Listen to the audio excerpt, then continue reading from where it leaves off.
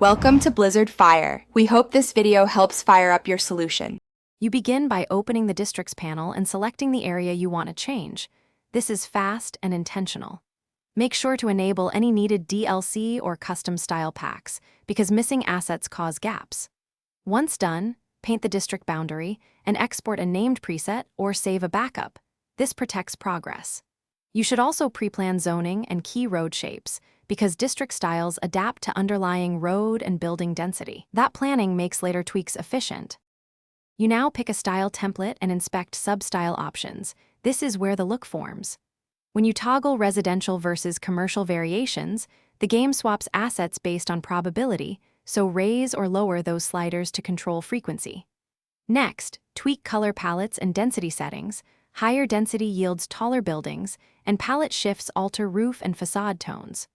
Once satisfied, test on a small block, because iterative application avoids wide-scale visual mistakes and helps you refine. Finish by exporting your district as a preset and documenting custom assets so you can reuse it. Then walk the borders and inspect transitions with neighboring districts. Make sure blending is smooth and props aren't clipping.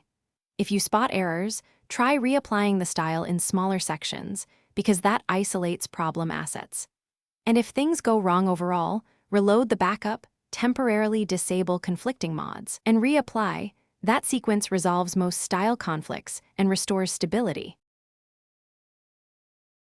Thanks for watching. If you found this helpful, don't forget to like and subscribe.